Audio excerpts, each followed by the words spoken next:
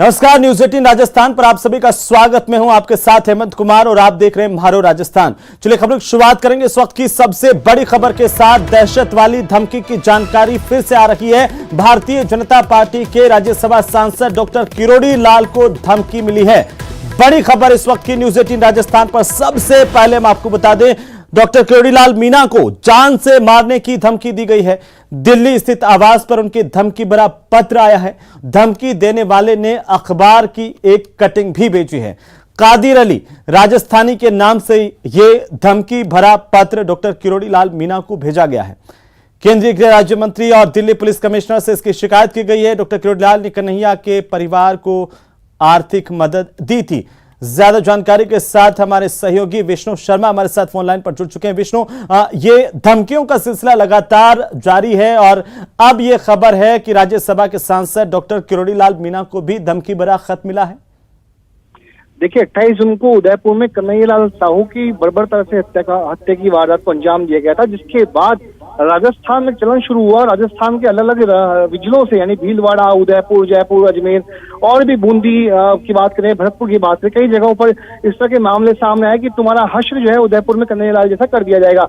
और इसी बीच आज जो है कि बड़ी खबर निकल के आई, जबकि पहली बार भाजपा के राज्यसभा सांसद किरोड़ी लाल मीणा को डाक के जरिए एक धमकी भरा पत्र उनके दिल्ली स्थित आवास पर भेजा गया, जिसमें एक अखबार की कटिंग जो है वो भी भेजी गई है। उसको मेंशन करते हुए लिखा गया है। तो मैं विष्णु आपको रोक रहा हूं। इस वक्त खुद राज्यसभा सांसद डॉक्टर किरोड़ी लाल मीणा हमारे साथ न्यूज 18 राजस्थान पर जुड़ चुके हैं। किरोड़ी लाल जी, स्वागत है आपका न्यूज 18 राजस्थान पर।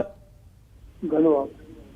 डॉक्टर साहब, किसने आपको पत्र भेजा, क्या पत्र भेजा है? कोई ये भी जानकारी सामने आ रही है कि आपको धमकी दी गई है?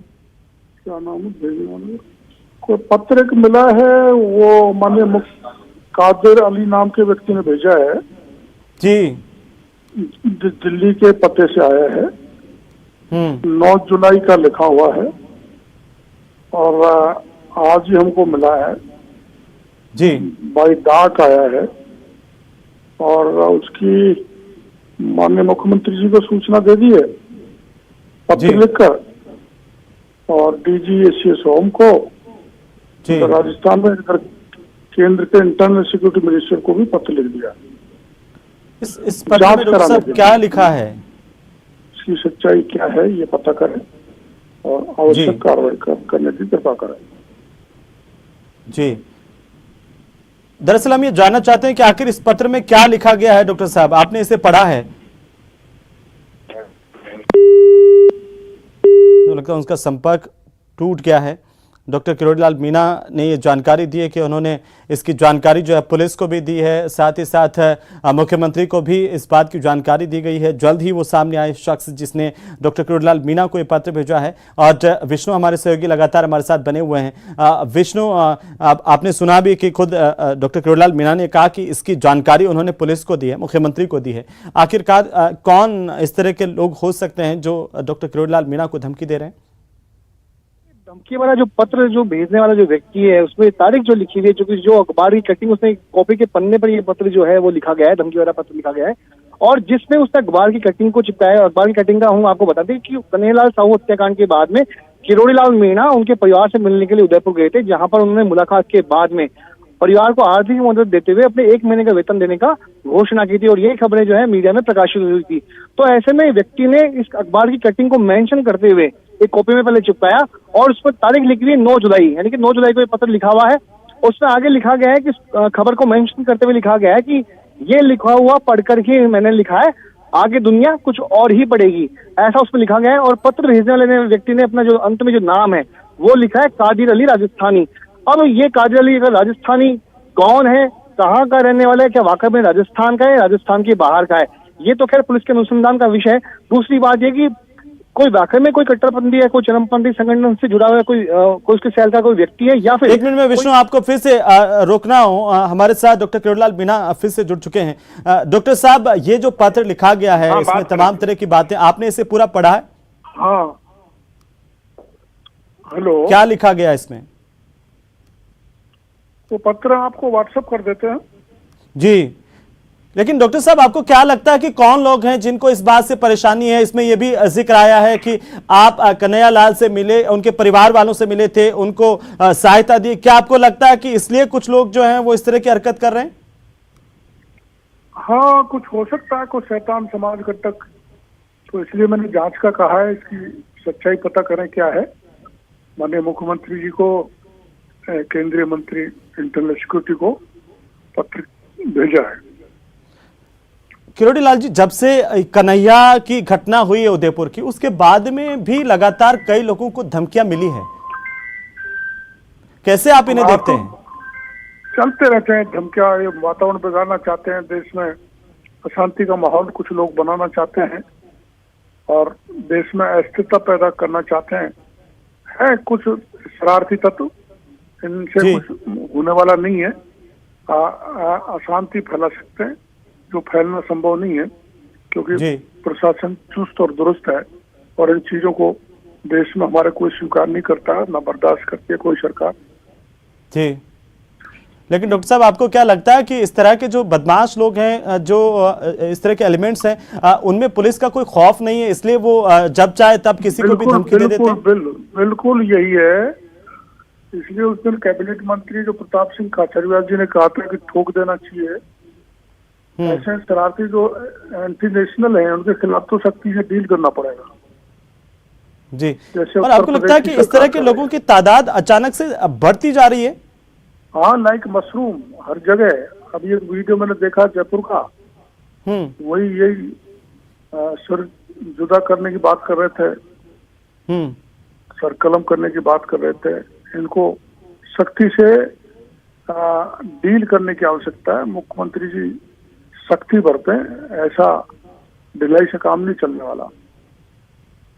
लेकिन आप ऐसे कैसे देखते हैं कि जब आप जैसे नेता को भी कोई पत्र भेज करके और धमकी दे रहा है, और देखिए सीधे तौर पर ये तो पुलिस को भी एक तरह की चुनौती है कि राज्यसभा सांसद को कोई धमकी दे रहा है पत्र भेज करके? अरे मैं तो राज्यसभा सांसद हूँ, वहाँ तो प्रधानमंत्री मोदी जी को उदयपुर से देखी वीडियो पर, जो कन्हैया लाल को जिस हथियार से सर कलम किया था, उसी हथियार को दिखाकर मोदी जी को धमका रहे थे।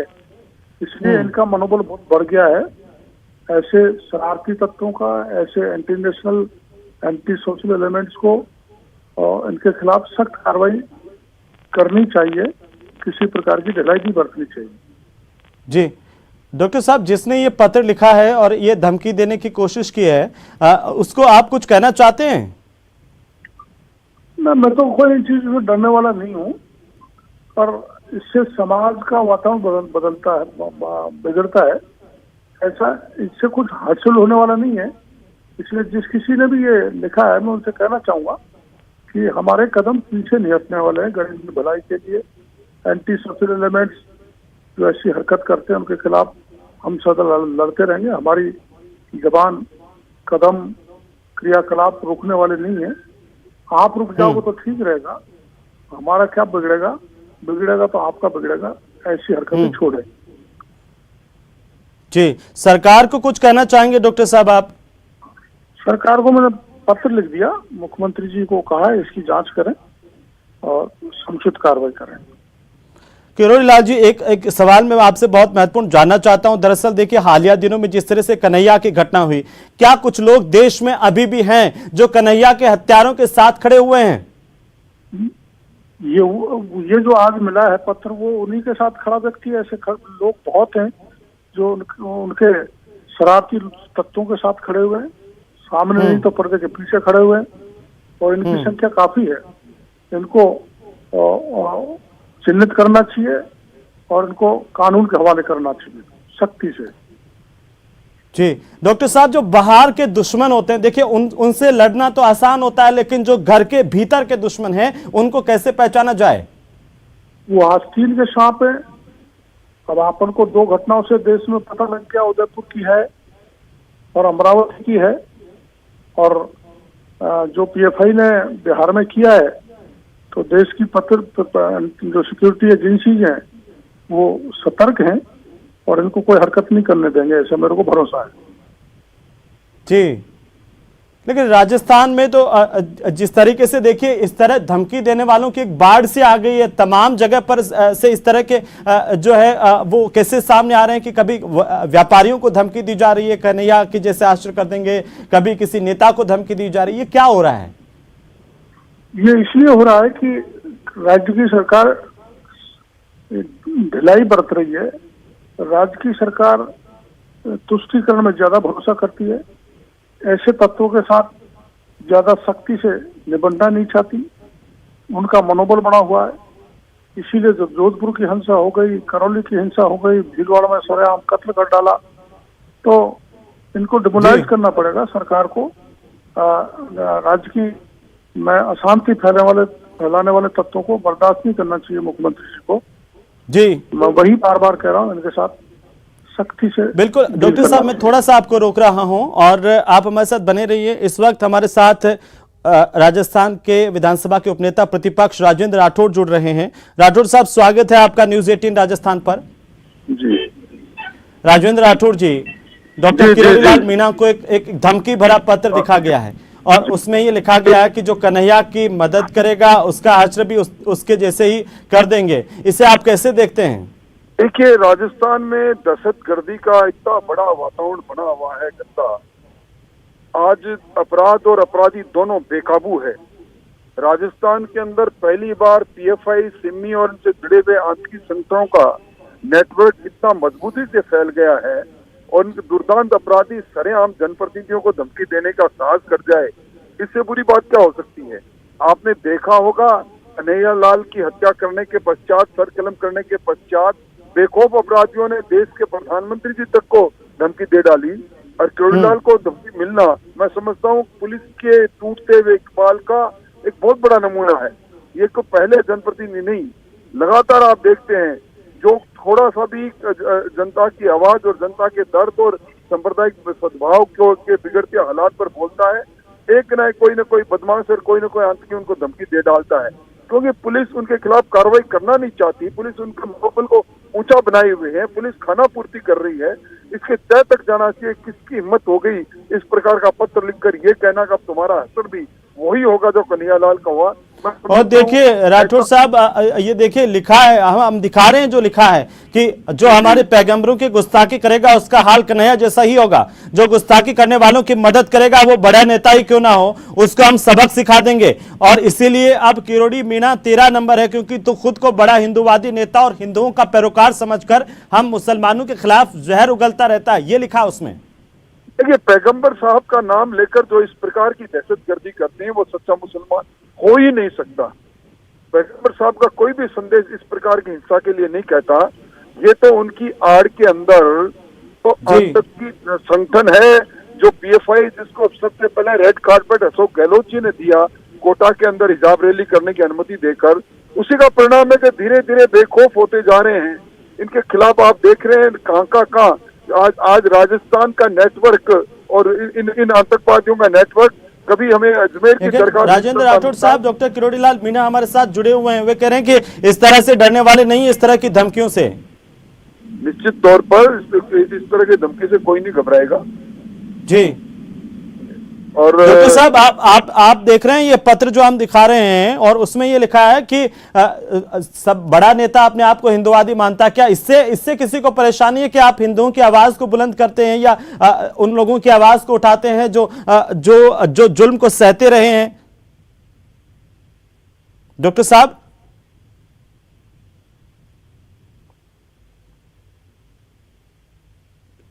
किरोड़ीलाल जी, आप मेरी आवाज सुन रहे हैं? तो लगता है किरोड़ीलाल जी तक आवाज नहीं जा रही है। लेकिन राजेंद्र राठौड़ जी, ये देखिए जो इसमें कहा गया, क्या दिक्कत इस बात से है? मैं यह सवाल आपसे दरअसल जानना चाहता हूं, क्योंकि इसमें लिखा कि तू खुद को बड़ा हिंदुवादी नेता और हिंदुओं का पैरोकार समझकर हम मुसलमानों के खिलाफ जहर उगलता रहता है। क्या किसी को हिंदू हित की बात करने से परेशानी है इस देश में? देखिए, हिंदुस्तान के अंदर हिंदू और हिंदुत्व और हिंदूवादी होना गुनाह नहीं है।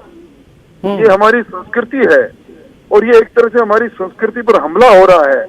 हिंदुओं का नाम ले लेकर ये कट्टरपंथियों द्वारा जिस प्रकार का वातावरण, हमारी गंगा यमुना संस्कृति जो हिलमेल की संस्कृति थी, उसको तोड़ने की साजिश हो रही है। और इस साजिश सरकार को अशोक गहलोत की है, गृह मंत्री अशोक गहलोत है, उनको इस बात को रोकने के लिए कठोर कदम उठाना चाहिए ताकि सब दोबारा कोई हिम्मत नहीं कर पाए।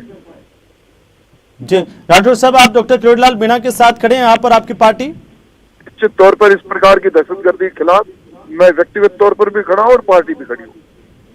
और क्या आप ये मानते हैं कि इससे ज्यादा परेशानी हो गई किसी को कि इसमें ये लिखा कि उदयपुर जाकर तू अपनी तनख्वाह के से पैसे देकर गुस्ताखी करने वालों की मदद की है, उससे किसी को दिक्कत हो रही है? देखिए, तंग दिल इंसान जिस प्रकार के आतंक के वातावरण को और आगे बढ़ाना चाहते हैं, उनको हर उस एक्शन से उनको अच्छा नहीं लगेगा जो एक गरीब और अन्याय के खिलाफ आदमी खड़ा होता है। अब इस प्रकार की बात कहना कि आप उदयपुर में जाकर आपने 1 महीने की तनख्वाह की घोषणा कराई, उसका स्वागत करने के बजाय इस प्रकार की हिम्मत हो जाए और वो भी एक दुर्दांत अपराधियों की हो जाए, पत्र लिख डाले और पुलिस मौन रहे, पुलिस को तय तक जाना चाहिए कैसे किसने लिखा, इसमें भी किसी न किसी आतंकवादी संगठन का हाथ होगा। तो राजेंद्र राठौर जी, इसके लिए जिम्मेदार कौन है? ये धमकी का कोई पहला मामला नहीं है, अलग अलग जगहों से धमकी भरे जो है मैसेजेज है, किसी को व्यापारियों को धमकी दी जा रही है, कभी किसी आम लोगों को धमकी दी जा रही है, कभी नेताओं को धमकी दी जा रही है। अपराध की नई संस्कृति चालू हुई है राजस्थान के अंदर। पुलिस के टूटते इकबाल के कांड से रंगदारी होने लग गई है गैंगस्टरों द्वारा, पर इस प्रकार के आतंकवादी संगठनों द्वारा बार बार धमकी देकर और एक तरह से भय और दहशतगर्दी का वातावरण फैलाने की कोशिश करने वाले तत्वों के खिलाफ सरकार का पूरा इंटेलिजेंस डिपार्टमेंट फेल हो गया है, गुप्तचर विभाग फेल हो गया है। इनके पास कोई इनपुट आउटपुट नहीं है कि इस प्रकार के नेटवर्क यहाँ फैल चुके हैं। इससे बड़ा दुर्भाग्य कुछ हो नहीं सकता। देश की सुरक्षा राजस्थान के कारण खतरे में पड़ती नजर आ रही है मुझको। राजेंद्र जी, बहुत शुक्रिया हमारे साथ जुड़ने के लिए और तमाम बातचीत के लिए। डॉक्टर किरोड़ीलाल मीणा भी हमारे साथ जुड़े। किरोड़ीलाल जी, आपका भी बहुत शुक्रिया न्यूज़ 18 राजस्थान से बातचीत करने के लिए। फिलहाल सबसे बड़ी अपडेट ये है कि